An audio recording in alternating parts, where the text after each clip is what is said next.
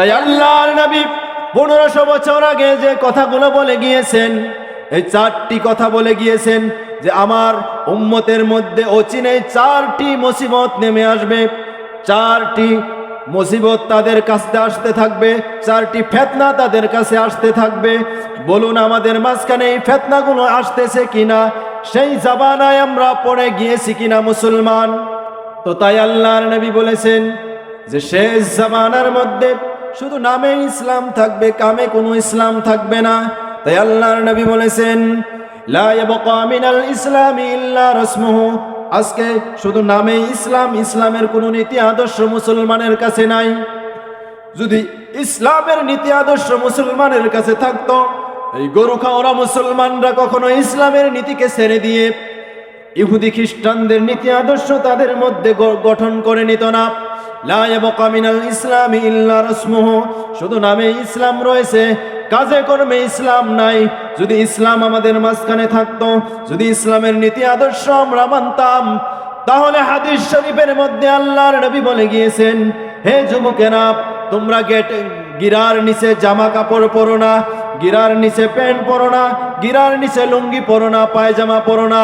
আল্লাহর নবী হাদিসের মধ্যে বলে গিয়েছেন, আমার যে উম্মতেরা গিরার নিচে জামা কাপড় পরবে, আল্লাহ তাআলা কাল কিয়ামতের দিন ওই উম্মতের দিকে তাকাবে না, তার সঙ্গে কথা বলবে না। এমনকি ওই মানুষটাকে ওই গিরার নিচে কাপড় পরার জন্য জাহান্নামের মধ্যে নিক্ষেপ করা হবে, তার পায়ে জাহান্নামের জুতা পরিয়ে দেওয়া হবে। বলুন মুসলমান, আজকে রাসূলের সুন্নত অনুযায়ী আমাদের লিবাস নাই, রাসূলের সুন্নত অনুযায়ী আমাদের কাপড় নাই। আমাদের রাসূলের নীতি আদর্শ ছেড়ে দিয়ে আমরা বেছে নিয়েছি ইহুদিদের নীতি, আমরা বেছে নিয়েছি পশ্চিমাদের ফ্যাশন।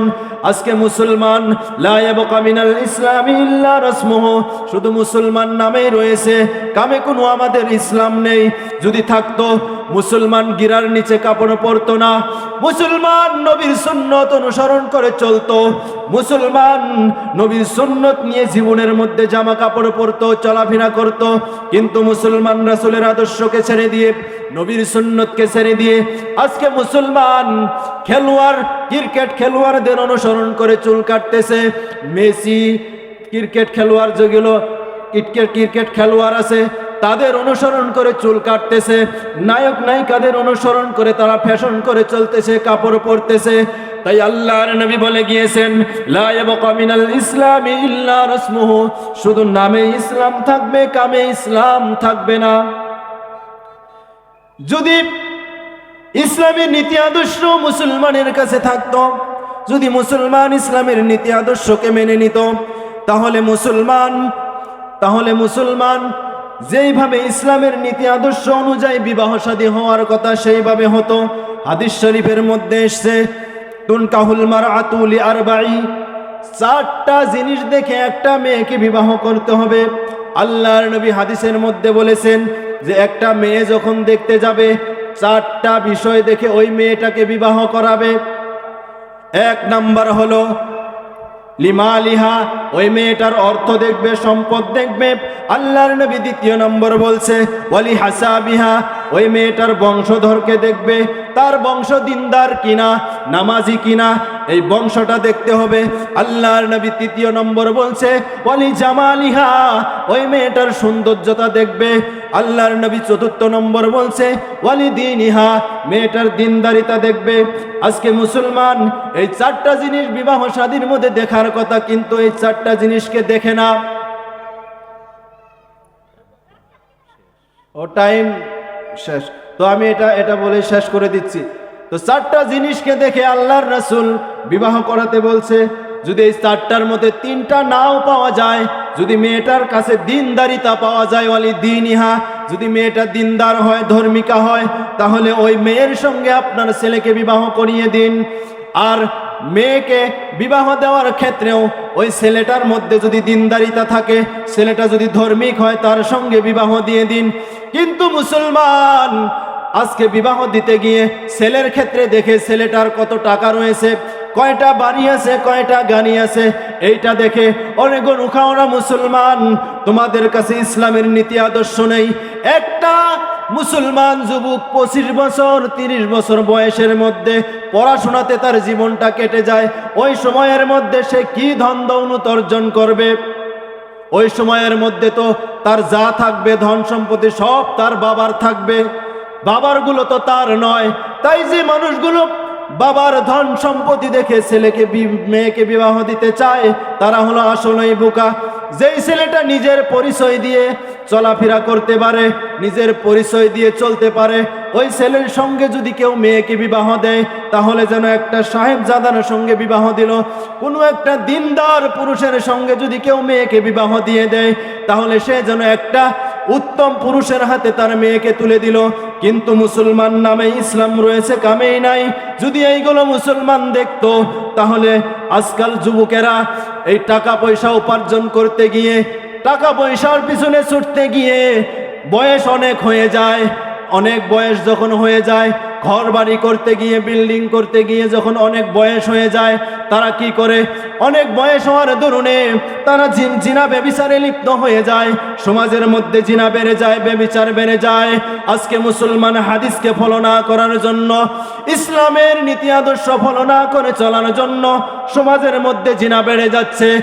হাদিস শরীফের মধ্যে এসেছেন, যখন জিনা ব্যভিচার সমাজের মধ্যে বেড়ে যাবে, আল্লাহর নবী বলেছেন, এ আমার সাহাবারা শুনে রেখে দিও, কিয়ামতের আলামত যখন জিনা ব্যভিচার বেড়ে যাবে, একটা মানুষ যখন জিনা করতে থাকবে, ওই জিনা করা অবস্থায় তার ইমানটা থাকে না, ইমানটা বাহির হয়ে চলে যায়। ও আমার মুসলমান, আজকে যদি আমরা হাদিস ফলো করে ছেলেকে বিবাহ করাতাম, মেয়েকে বিবাহ দিতাম, তাহলে কোনো গরিব বাবার মেয়ে ঘরে পড়ে থাকতো না, কোনো গরিব বাবাকে সওয়াল করে মেয়েকে বিবাহ দিতে হতো না। আজকে বিবাহের মধ্যে যৌতুক নেওয়া হারাম, কিন্তু আজকাল কি হচ্ছে, ছেলের বাবারা যৌতুক ছাড়া মেয়েকে নিতেছে না। লম্বা বিস্তারিত করলে অনেক সময়, তাই বিবাহের মধ্যে যৌতুক নেওয়াটা হারাম। তাই আল্লাহর নবী বলেছেন, শেষ জামানায় এইগুলো আমার উম্মতের মধ্যে হলো মুসিবত। লা ইয়াবকা মিনাল ইসলামি ইল্লা রাসমুহু, শুধু নামেই ইসলাম থাকবে, ইসলামের নীতি আদর্শ থাকবে না। আল্লাহর নবী দ্বিতীয় নম্বর বলে গিয়েছেন, ওয়ালা ইয়াবকা মিনাল কুরআনি ইল্লা রাসমুহু, কোরআন শুধু কোরআনের পাতায় লেখা থাকবে, কোরআনের নীতি আদর্শ থাকবে না, কোরআনের কোনো আমল থাকবে না, কোরআন দিয়ে কোনো বিচার সমাজের মধ্যে হবে না। আমি সংক্ষেপ করে ব্যাখ্যাগুলো করে শেষ করে দিচ্ছি। যদি কোরআন দিয়ে আমাদের বিচার হতো সমাজের মধ্যে, যদি কোরআনের নীতি আদর্শ আমাদের সমাজে থাকতো, তাহলে কোরআন দিয়ে যদি জিনার বিচার করা হতো, সমাজে জিনা থাকতো না। কোরআন দিয়ে যদি চুরির বিচার করা হতো, সমাজের মধ্যে চুরি থাকতো না।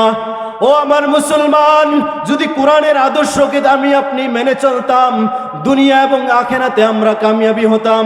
শুধু তাই নয়, যে ব্যক্তিটা কোরআনকে দুনিয়ার জমিনে মহব্বত করে, কোরআনকে মহব্বত করে ভালোবেসে শুদ্ধভাবে কোরআনকে তিলাওয়াত করে, কোরআনকে ভালোবেসে সিনার মধ্যে কোরআনকে নিয়ে মরে যাবে, কাল কিয়ামতের দিন আল্লাহ পাক ওই কোরআন পড়নেওয়ালাকে হুকুম দেবে, ইউকালু লিসাহিবিল কুরআন ইকরা ওয়ারতাকি ওয়ারাতিল কামা কুনতা তুরাতিলু ফিদ দুনিয়া ফাইন্না মানজিলাকা ইনদা আখিরি আয়াতিন তাকরাউহা। একজন কোরআন পড়নেওয়ালাকে, হাফিজে কোরআনকে আল্লাহ ওই দিন হুকুম করবে, বলো যেইভাবে তুমি পৃথিবীর জমিনে কোরআন পড়েছিলে তরতিলের সঙ্গে, যেইভাবে তুমি দুনিয়ার জমিনে থেমে থেমে কোরআন পড়েছিলে, আজকে তুমি সেইভাবে সুন্দরভাবে কোরআন পড়তে থাকো।